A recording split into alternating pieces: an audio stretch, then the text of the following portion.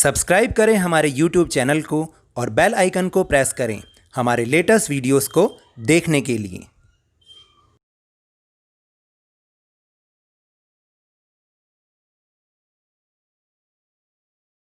Hello and welcome to Lavneesh Sir की class. This is Directorate of Education GNCT of Delhi's worksheet number 42, and it is only for class 10 students. It has taken from the subject Social Science Geography, and we will understand the chapter Lifelines of National Economy. And today we will discuss the topic in this lesson, communication and trade in India. So now हम अभी start करते हैं, लेकिन उससे पहले आपको थोड़ा सा याद दिला दूं कि लास्ट वर्कशीट्स में भी हमने इसी लेसन को कंटिन्यू किया था और ये उसी की ही कंटिन्यूशन वर्कशीट है।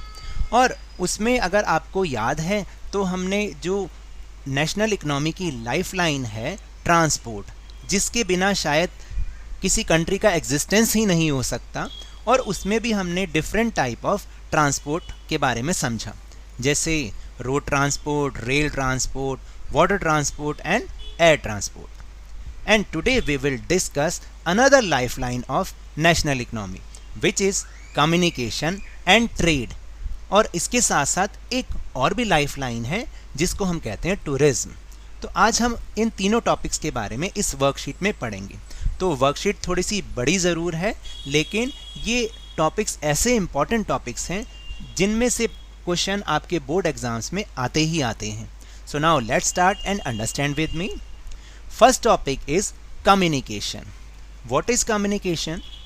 Communication is a process in which a message or an information transfer between two persons, or a message or information transfer from one person to another person. This is called communication. And there are two types of communication. First is personal communication and the second one is mass communication. So now let's understand first personal communication. Personal communication is a process in which a message or information between two persons. तो देखिए कि जो personal communication होता है उसमें केवल दो लोगों के बीच में कम्युनिकेशन होता है, और जिन मीडियम्स को हम यूज़ करते हैं, the mediums which we use for personal communication is called the medium of communication or the medium of personal communication, which is letter or telephone.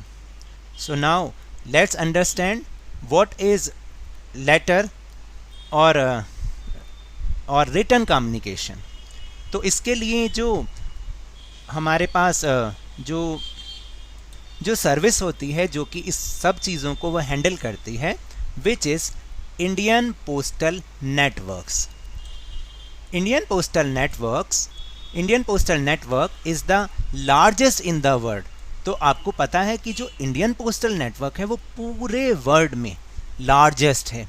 It handles both parcels as well as written communication. यदि हमें कोई parcel किसी को भेजना है, send करना है, या रिटन कम्युनिकेशन करना है, तो इसके लिए हमें इंडियन पोस्टल सर्विस की ज़रूरत पड़ती है. We require the services of Indian postal networks. Cards and envelopes are considered first class mails. मैं कुछ चीज़ों को प्रोनाउंसिएशन उनकी सही करने की कोशिश करता हूँ, तो आप उस पर भी ध्यान दिया कीजिए कि जैसे कई लोग बोलते हैं एनवलप, एनवलप नहीं होता, एनवलॉप्स होता है. And the second class mails include books, packets, registered periodicals and newspapers. और जो सेकेंड क्लास की मेल होती है उसके अंदर बुक्स होते हैं, पैकेट्स होते हैं. रजिस्टर्ड पीरियोडिकल्स मीन्स उसमें जो मैगजीन्स आप लोग मंगवाते हैं, जैसे वो 15 डेज़ के डिफरेंस पे मंगवाते हैं या मंथली वाली मंगवाते हैं, तो उसको हम रजिस्टर्ड पीरियोडिकल्स कहते हैं. और न्यूज़पेपर्स, ये सारे के सारे सेकंड क्लास मेल हैं. और फर्स्ट क्लास मेल में अभी हमने पढ़ा कार्ड्स एंड एनवलप्स. और कार्ड्स एनवलप्स भी कौन से? जो कि क्लोज एनवलप्स होते हैं. To facilitate quick delivery of mails 6 mail channels have been established. देखिए आपके जो लेटर्स हैं, जो आपकी मेल्स हैं, उसकी क्विक डिलीवरी हो, इसके लिए इंडियन पोस्टल सर्विस ने 6 मेल चैनल्स बनाए हैं। First is Rajdhani channel, metro channel, green channel, business channel, bulk mail channel and periodicals channels. तो ये चैनल्स क्या होते हैं कि कुछ नहीं, एक उनका एक तरीका है अब लेटर्स को सॉर्ट आउट करने का कि कौन सा लेटर किस जगह पर जाना है, तो उसके लिए इन्होंने ये चैनल्स बनाए हुए हैं।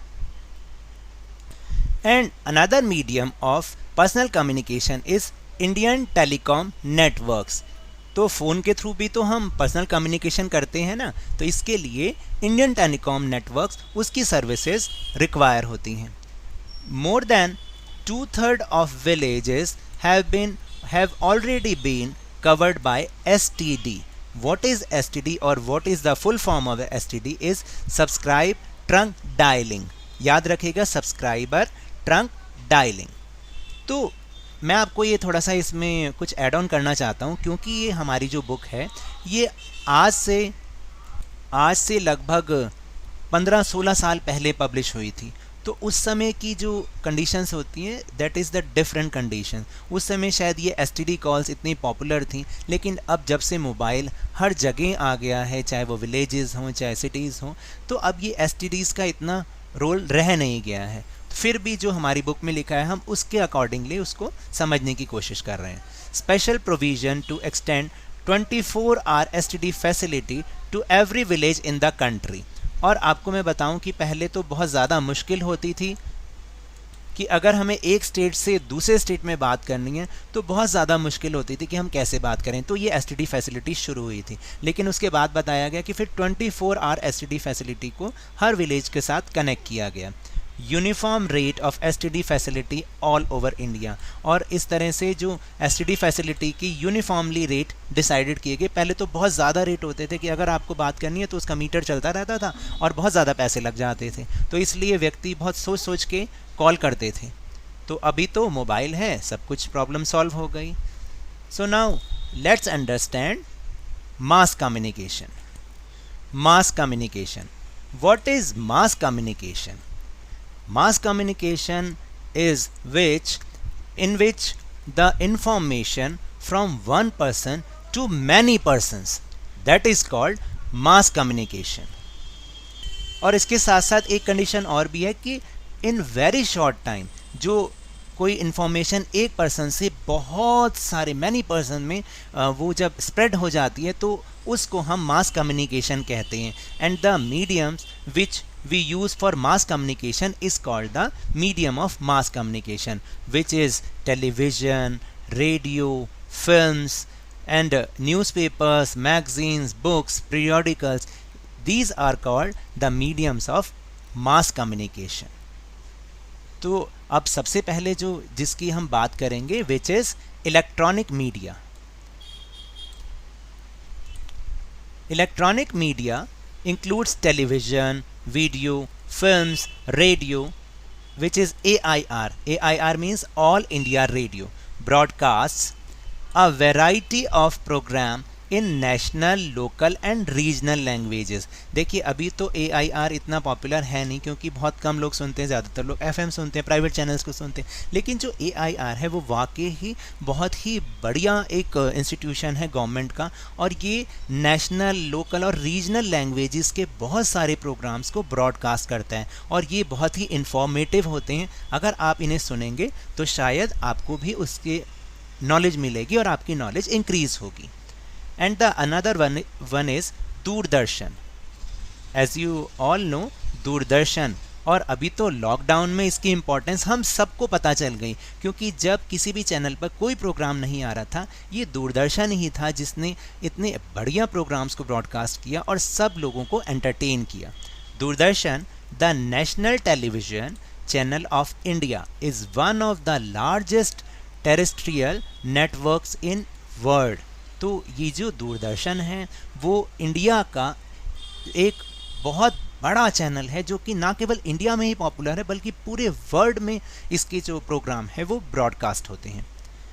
India is one of the largest producers of feature films in the world. तो देखिए एक और इंटरेस्टिंग फैक्ट हमारे सामने आया कि जो इंडिया है वो लार्जेस्ट प्रोड्यूसर है फीचर फिल्म्स का पूरे के पूरे वर्ल्ड में, यानी जितनी भी फिल्म्स बनती हैं उनमें सबसे ज़्यादा फिल्म्स हमारे इंडिया में बनती हैं। It produce short films,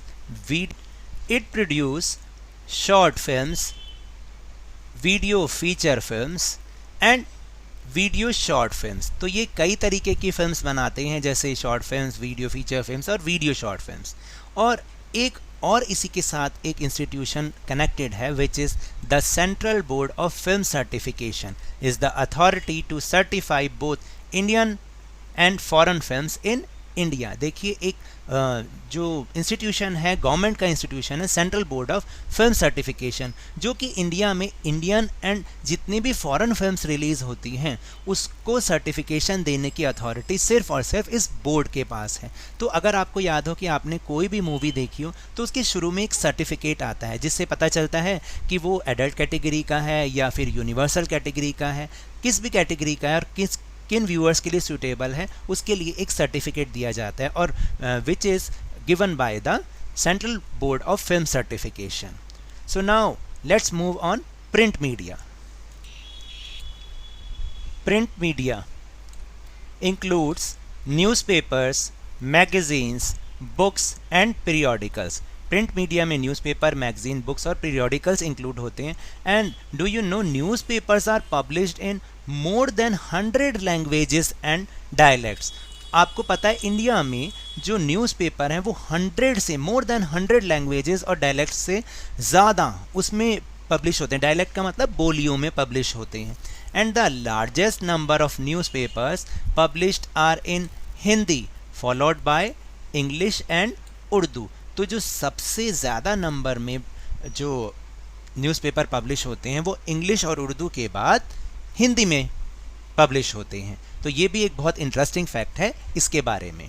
so now let's move on another topic which is trade.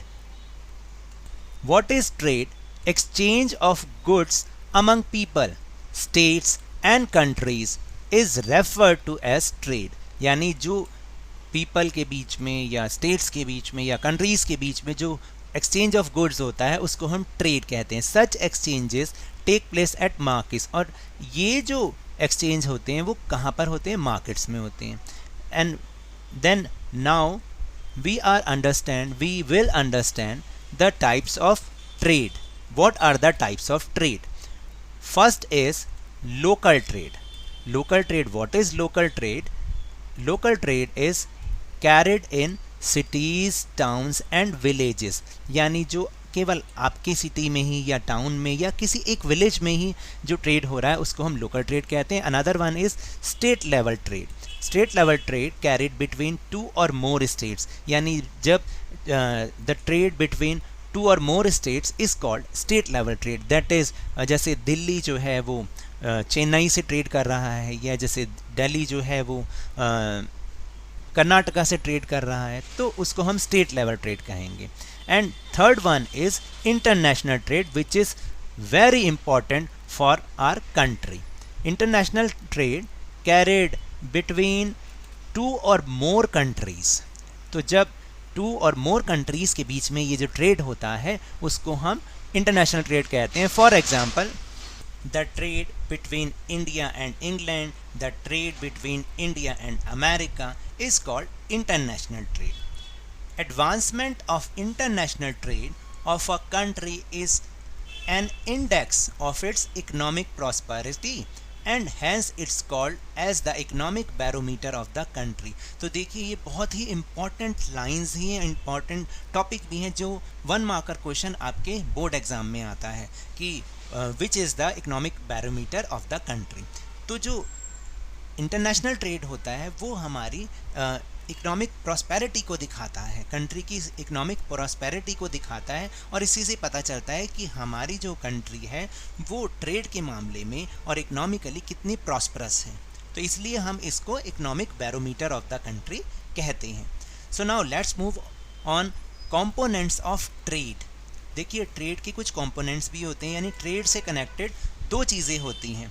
First is export, second one is import. यानी या तो एक्सपोर्ट होगा या इंपोर्ट होगा, या तो हम अपनी जो भी थिंग्स है उसको सेल आउट करेंगे या हम किसी से परचेज करेंगे। तो जब हम सेल आउट करते हैं तो एक्सपोर्ट कहलाता है, और जब हम परचेज करते हैं उसको हम इंपोर्ट कहते हैं, यानी किसी दूसरी कंट्री से या कहीं दूसरी जगह से हम कोई चीज़ परचेज करते हैं तो वो इंपोर्ट्स कहलाता है। तो what are the things which we export to another countries? First is gems and jewellery, second one is chemical and related products, and third one is agriculture and allied products. And what are the things which we import from another countries? This is petroleum, crude and products. Second one is gems, jewelry, chemicals and related products, and the third one is base metals, electronic items, machinery, agriculture and allied products.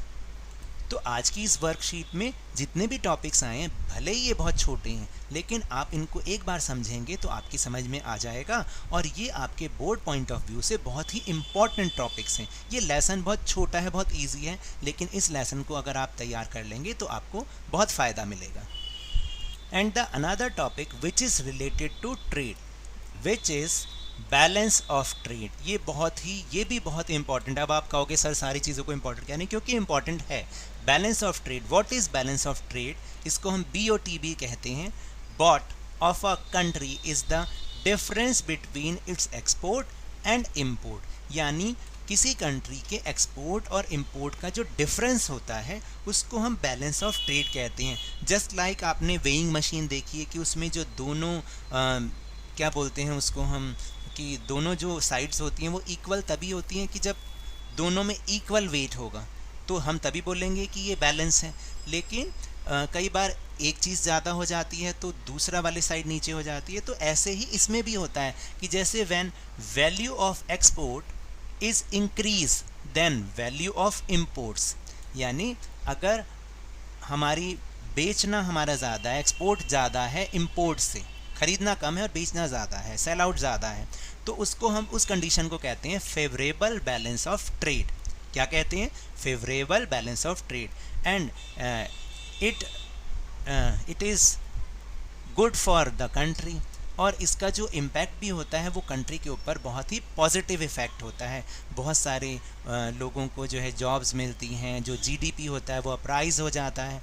And when the value of imports is increase then value of export, और जब हम import ज़्यादा करने लग जाते हैं और export कम करते हैं, that is unfavourable balance of trade. समझ में आ रहा है? यानी इंपोर्ट ज़्यादा होगा तो it gives negative impact to our economy. ये हमारी जो इकनॉमी है उसको नेगेटिव इफेक्ट करती है। इससे क्या होता है कि जॉब्स भी धीरे धीरे कम होने शुरू हो जाती है, क्योंकि हम सारी चीज़ें तो बाहर से मंगा रहे हैं, तो हमारे यहाँ इंडस्ट्रीज़ का क्या होगा। इसी तरीके से जो GDP होता है उसका भी लेवल डाउन होता चला जाता है।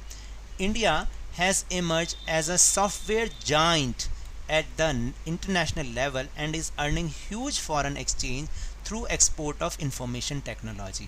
और एक ये बहुत अच्छी इन्फॉर्मेशन है हमारे इंडिया के लिए कि जो इंडिया है वो सॉफ्टवेयर जाइंट है। सॉफ्टवेयर जाइंट मतलब समझते हैं ना, बहुत विशाल। तो यानी सॉफ्टवेयर के मामले में, सॉफ्टवेयर टेक्नोलॉजी के मामले में हमारी इंडिया जो है बहुत ही आगे है वर्ल्ड में, और इससे वो इस इंडस्ट्री से वो बहुत सारी फॉरेन एक्सचेंज को वो अर्न करते हैं कि सिर्फ इसको, इस इंफॉर्मेशन टेक्नोलॉजी को इंपोर्ट करके। Now we'll move on another topic और the last topic of this worksheet, which is tourism in India. Tourism in India, do you know tourism is also the very important lifeline of our national economy। और ये एक ऐसी lifeline है जो हमें इतना ज़्यादा ह्यूज अमाउंट में फॉरेन एक्सचेंज अर्न करवाती है, क्योंकि हमारी इंडिया इज़ अ वेराइटीफुल कंट्री। हमारी इंडिया में इतनी ज़्यादा डाइवर्सिटी है, हर चीज़ में इतनी डाइवर्सिटी है और इतनी खूबसूरत है हमारी कंट्री कि उसको देखने के लिए जो there are so many visitors visited in our country from foreign countries. बहुत सारे फॉरेन कंट्रीज से हमारे यहाँ पर विजिटर्स आते हैं उसको देखने के लिए। तो इसलिए मैंने बोला कि ये इंडस्ट्री जो है हमारी लाइफलाइन है हमारी नेशनल इकनॉमी की। Tourism in India has substantially grown over last 3 decades। यानी लास्ट 3 डिकेड्स में ये एक मतलब बहुत पॉपुलरली ट्रेड बन चुका है और धीरे धीरे बढ़ता ही चला जा रहा है। Millions of people are directly engaged in tourism industry. और क्या आप जानते हैं कि इसके साथ बहुत मिलियन ऑफ पीपल डायरेक्टली जुड़े हुए हैं, चाहे वो होटल इंडस्ट्री हो, चाहे वो क्या बोलते हैं ट्रांसपोर्ट इंडस्ट्री हो, कोई भी, इवन जो हमारे लोकल हैंडीक्राफ्ट्स हैं उनको भी इससे बहुत ज़्यादा फ़ायदा हो रहा है। Tourism also promotes national integration, ये हमारे नेशनल इंटीग्रेशन को बढ़ावा देता है। Supports local handicrafts and cultural pursuits, और हमारे कल्चरल जो परस्यूट्स हैं हमारे, यानी हमारी जो कल्चरल चीज़ें हैं और हमारे लोकल हैंडीक्राफ्ट्स हैं उन्हें सपोर्ट करता है, क्योंकि बाहर से जब लोग आते हैं तो वो इन चीज़ों को देखते हैं तो उन्हें बहुत अच्छा लगता है और वो they can purchase from them. It also promotes development of international understanding about our culture and heritage। और इसके साथ साथ कि ये हमारे कल्चर और हेरिटेज के बारे में जो इंटरनेशनल अंडरस्टैंडिंग है उसको बढ़ाता है, यानी बाहर के देश के लोगों को ये पता चलता है कि हमारा कल्चर और हमारी हेरिटेज क्या है। Foreign tourist visit India for heritage tourism. अब आप ज़रा ध्यान से देखिएगा, यहाँ पर जो अब हम पढ़ रहे हैं these are the types of tourism. Foreign tourists visit India for heritage tourism, eco-tourism, adventure tourism, medical tourism and business tourism। तो कई तरीके से टूरिज़्म के कई जो टाइप्स हैं उनके लिए ये फॉरेन टूरिस्ट हमारे इंडिया में विज़िट करते हैं। और क्योंकि ये देखिए बहुत सारे हैं, जैसे इसमें मैंने आपको बताया कि हेरिटेज, यहाँ की हमारी हेरिटेज देखने के लिए, हमारा जो इकोसिस्टम है उसको देखने के लिए, एडवेंचर करने के लिए बहुत आते हैं क्योंकि यहाँ पर एडवेंचरस प्लेसेस बहुत ज़्यादा हैं। फिर मेडिकल टूरिज़्म के लिए इसलिए आते हैं क्योंकि हमारे यहाँ पर बहुत अच्छा ट्रीटमेंट होता है और बहुत सस्ते में होता है, जो कि उनकी कंट्रीज़ में बहुत महंगा होता है, इसलिए वो आते हैं। और बिज़नेस करने के लिए आते हैं। There is vast potential for development of tourism in our country। और हमारी कंट्री में टूरिज़्म के डेवलपमेंट के लिए बहुत सारी पॉसिबिलिटीज़ हैं। Efforts are being made to promote different types of tourism for this most promising upcoming industry। और हमें जो है हमें क्या, और गवर्नमेंट को भी इस जो अपकमिंग इंडस्ट्री है जो कि इतना प्रोमिनेंटली बढ़ती जा रही है उसको सपोर्ट करने के लिए बहुत कुछ करना चाहिए और बहुत कुछ किया भी जा रहा है। तो these are the topics of this worksheet and now we'll move on our question answer section.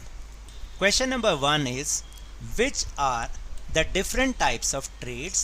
Which one amongst them is called the economic barometer of the country and why? The answer is, there are 3 types of business और trade। हम यहाँ पर trade लिखेंगे क्योंकि ऊपर हमारे उसमें question में तो ट्रेड लिखा है, तो हम वैसे तो बिजनेस भी कहते हैं लेकिन ट्रेड क्योंकि क्वेश्चन में लिखा है इसलिए। First is local trade which is done in cities, towns and villages. Second is state level trade which is done between 2 or more states। And the third one is international trade is done between 2 or more countries। Advancement of international trade of a country is an index of its economic prosperity and hence it is also called the economic barometer of the country। Question number 2 is, country X is having more imports than export। Sorry, यहाँ पर export आना चाहिए, थोड़ा सा गलती हो गई लिखने में, यहाँ पर export आना चाहिए। What would this situation be called? What impact will it have on the country's economy? The answer is, country X is importing more than exports. This situation is called unfavorable trade balance. This will have a negative impact on the economy of X country. There will be less employment in the country and GDP of the country will also affected. Its level will be reduced. Question number 3 is, what is the difference between first class and second class mails? Give examples from your daily lives when you made use of each of these. Who handles their delivery? The answer is, the postal communication system of India is the largest communication system in the world. Under this system, card and envelope with closed letter is considered first class mail while second class mail includes registered packets, books, newspapers and magazines. Then the second point is first class postage या mail भी हम यहाँ लिख सकते हैं is transported to various places by both air and ground, while on the other side second class mail is transported by ground post and for this land and water transport is used. और जो example ऊपर पूछे थे तो example is once I had to send a check to my friend living in Mumbai, then I used the sealed envelope letter which is first class mail, and once I had subscribed to a magazine, that magazine came from a registered packet which is a second class mail, and the post office and postman handles this delivery or its delivery. Question number 4 is a fast growing tourism industry has been beneficial to our country in numerous ways. Explain giving examples. Answer is the fast growing tourism industry has been beneficial for our country in following ways. First is more than 15 million people are directly connected with tourism industry. Second is it promotes national integration. Third is it supports local handicraft and cultural enterprises. Fourth is it helps in the development of international understanding regarding our culture and heritage. And the fifth is India earns huge amount of foreign exchange from the tourism industry. Question number 5 is in the past years more than 2/3 of the villages have been covered by STD. How do you think this would impact village economy? Answer is first point, this will help the farmers in farming because through this they can order the goods required for farming from any company.